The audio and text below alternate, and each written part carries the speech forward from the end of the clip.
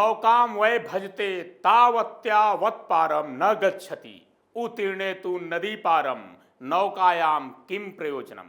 अर्थात तब तक हम नौका का सहारा लेते हैं जब तक नदी पार नहीं कर लेते।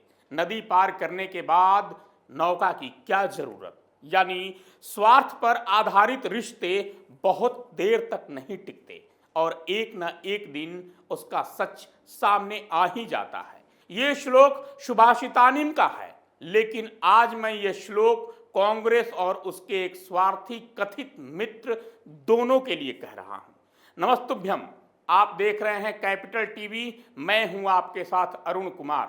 देश में सरकार किसी की भी हो, घोटाला कांग्रेस का ही सामने आता है।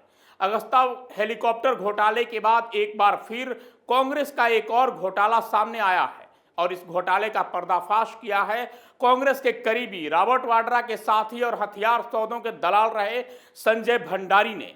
कांग्रेस की यूपीए वाली केंद्र सरकार ने साल 2004 से 2014 तक देश पर राज किया। राज क्या किया? देश को जमकर लूटा। इस दौरान कई रक्षा घोटाले सामने आए। इनमें अगस्ता वेस्टलैंड हेलीकॉप्टर सौदा और फ्रांस से स्कॉर्पिन पनडुब्बी सौदा भी शामिल है। अब एक मुकदमे से ये पोल खुल रही है कि वायुसेना के मिराज लड़ाकू विमानों के अपग्रेडेशन के मामले में भी दलाली ली गई। ये मुकदमा भी किसी ऐरे गहरे ने नहीं किया है। जिस व्यक्ति ने फ्रांस की अदालत में मुकदमा किया है उसका कथित तौर पर संबंध गांधी परिवार के दामाद और प्रियंका गांधी के पति रॉबर्ट वाड्रा से रहे हैं। इस शख्स का नाम है संजय भंडारी। संजय भंडारी पर रक्षा सौदों में दलाली का आरोप पहले भी लगा है।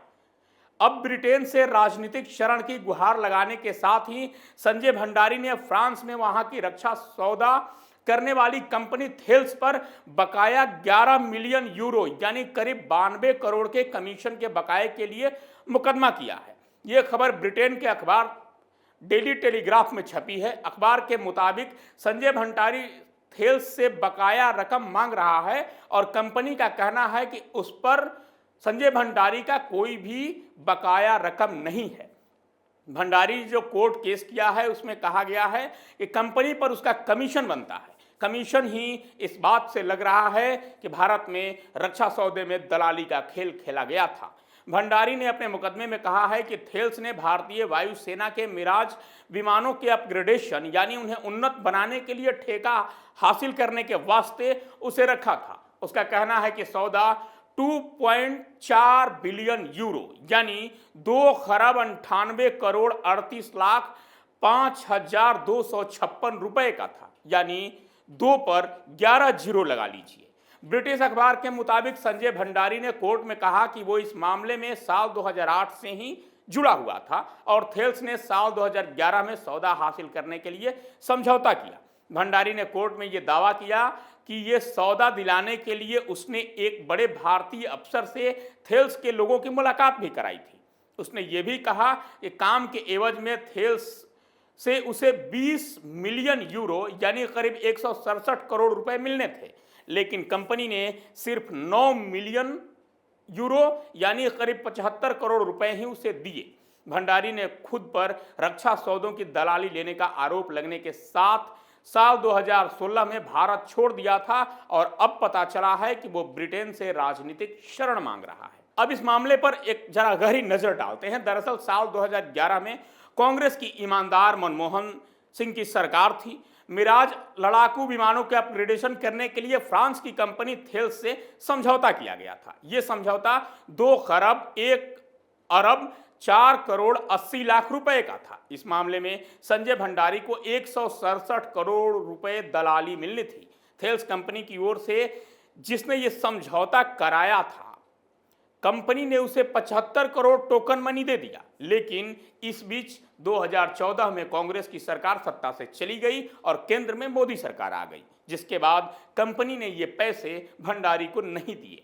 अब इसे लेकर ही संजय भंडारी ने कोर्ट में केस किया है कि अदालत उसके पैसे दिलाए जो 92 करोड़ रुपए दलाली के बाकी हैं। लेकिन इसी के साथ उसने गांधी परिवार के लिए एक बड़ा संकट खड़ा कर दिया है, क्योंकि जो भी अभी तक पर्दे में था वो बेपर्दा हो गया है। अब जरा ये जानते हैं कि आखिर ये संजय भंडारी कौन है। संजय भंडारी दिल्ली के कनॉट प्लेस में अपने पिता की होम्योपैथिक क्लिनिक संभालता था। उसने मॉडर्न स्कूल से पढ़ाई की है। 2002-2007 में उसने तेल और नेचुरल गैस इंडस्ट्री में कदम रखा। संजय भंडारी ने दुबई में एक कंपनी सनटेक इंटरनेशनल बनाई और इस कंपनी ने सैमसंग इंजीनियरिंग कॉरपोरेशन लिमिटेड और यूके की फोस्टर व्हीलर एनर्जी को ईसीएल के सीनियर मैनेजर होंग नामकोंग के साथ मिलकर गुजरात में नियमों और शर्तों को ताक पर रखकर ऑयल रिफाइनरी का कॉन्ट्रैक्ट दिलवाया था। आरोप के अनुसार सैमसंग ने संजय भंडारी के दुबई अकाउंट में 49,99,969 अमेरिकी डॉलर जमा किए थे। इसी पैसे से रॉबर्ट वाड्रा के लिए लंदन में 12 वायंस्टन स्क्वायर बंगले की खरीदारी की गई थी। इस दलाली के मामले में सीबीआई जांच चल रही है और ये अभी सिर्फ ट्रेलर था। असली फिल्म तो अब शुरू होती है। भंडारी के रसूख में 2008 में भारी इजाफा हुआ। जब उस पर सीधे तौर पर रॉबर्ट वाड्रा का हाथ हो गया तो कांग्रेस के बड़े नेता और रसूखदार उसके दोस्त बन गए। इसे दोस्ती क्या, साफ कहें कि जब ये कांग्रेस का दलाल बन गया, अब इसे रोकने टोकने वाला कोई नहीं था। जिसके बाद उसने रक्षा क्षेत्र में कदम रखा। नेताओं अफसरों से करीबी बढ़ाने के बाद भंडारी ने हथियारों की दलाली शुरू कर दी और यहीं से उसकी किस्मत पलट गई। वो कांग्रेस सरकार का मुख्य एजेंट बन गया। जांच एजेंसियों के रडार पर भंडारी उस वक्त आया जब 2010 में भारतीय वायुसेना के लिए ट्रेनर एयरक्राफ्ट कॉन्ट्रैक्ट में उसकी भूमिका संदिग्ध पाई गई। इस सौदे में संजय भंडारी को 350 करोड़ रुपए की दलाली मिली थी।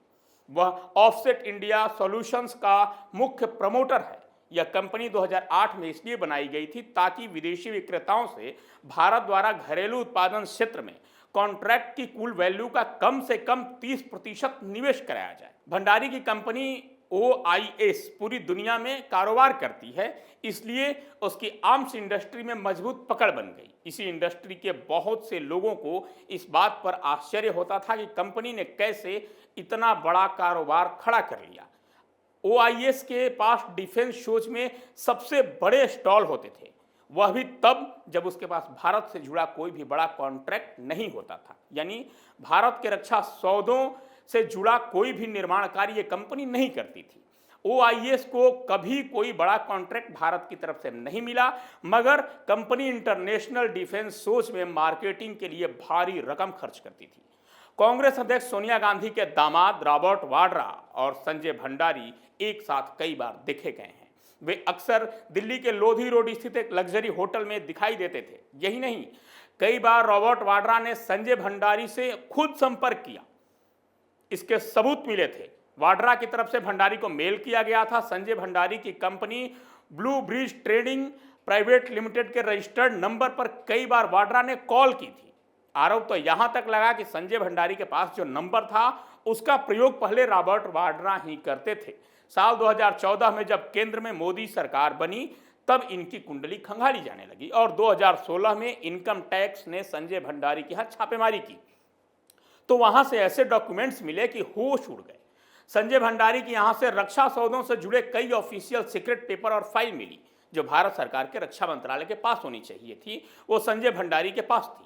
यही नहीं, राफेल सौदों की कुछ फाइल मिली। आज कांग्रेस ये आरोप लगाती है कि राफेल सौदे में घोटाला हुआ है, जबकि उसके समय में राफेल की जो डील हुई थी उसकी फाइल देश के रक्षा मंत्री के कार्यालय में नहीं बल्कि एक दलाल के यहाँ रखी जाती थी।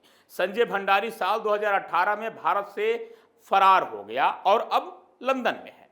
अब जरा रॉबर्ट वाड्रा के कुंडली पर भी एक नजर डालते हैं कि उनकी महानता क्या है। आखिर उनके पास इतना पैसा कहां से आया और उनका खानदानी पेशा क्या था। रॉबर्ट वाड्रा के दादा सियालकोट, जो आज पाकिस्तान में है, वहां से भारत आए थे और पीतल के कारोबार में वाड्रा परिवार जुड़ा था। उनके पिता राजेंद्र वाड्रा भी पीतल कारोबारी थे। वाड्रा की मां मरीन वाड्रा स्कॉटलैंड से हैं। रॉबर्ट वाड्रा पहले एक एक्सपोर्ट कंपनी के जरिए हैंडीक्राफ्ट आइटम कस्टम ज्वेलरी का कारोबार करते थे, लेकिन प्रियंका गांधी से शादी के बाद इनकी भी किस्मत पलट गई और हैंडीक्राफ्ट आइटम से सीधे जमीन और रियल एस्टेट के बादशाह बन गए। गुरुग्राम के मनेसर में इनकी करतूत आज भी चीख चीख कर अपनी कहानी कहती है और कितने किसानों की जमीन कौड़ी के भाव में खरीदे गए थे ये किसी को बताने की जरूरत नहीं है। अब इस मामले में बीजेपी प्रवक्ता गौरव भाटिया ने एक प्रेस कॉन्फ्रेंस में कहा है कि संजय भंडारी के केस से एक बार साफ हो गया है कि मनमोहन सरकार घोटालों घपलों की सरकार थी। वायुसेना के मिराज लड़ाकू विमानों के अपग्रेडेशन के मामले में भी 175 करोड़ का घपला हुआ था। दलाल संजय भंडारी से संबंधों पर सोनिया गांधी, उत्तर प्रदेश की प्रभारी प्रियंका गांधी और रॉबर्ट वाड्रा को चुप्पी तोड़नी चाहिए। अब इस केस में आगे क्या होगा, जरा ये भी आपको बता दें, इस पर भी एक नजर डालते हैं कि कांग्रेस अब इस मुद्दे पर कुछ नहीं बोलेगी। रॉबर्ट वाड्रा कुछ दिनों के लिए विदेश चले जाएंगे। राहुल गांधी पहले से ही हैं, इटली गए हुए हैं। वहीं कांग्रेस के प्रवक्ता और जो नेता हैं, खासकर सुरजेवाला टाइप के, वो मोदी सरकार से ही सवाल करेंगे कि संजय भंडारी मोदी सरकार के दायरे से भाग कैसे गया। ठीक वैसे ही जैसे माल्या को लोन देने पर कुछ नहीं कहा जाता, लेकिन उसके विदेश भागने पर सवाल किया जाता है। और सबसे जो बड़ी बात सामने ये है कि किसी की भी सरकार हो, घोटाला कांग्रेस ही करती नजर आती है। थर्ड आई में आज इतना है। कल फिर आपसे मिलूंगा किसी और नए शोध और रिसर्च के साथ। तब तक के लिए दीजिए इजाजत। नमस्कार। देखते रहिए कैपिटल टीवी।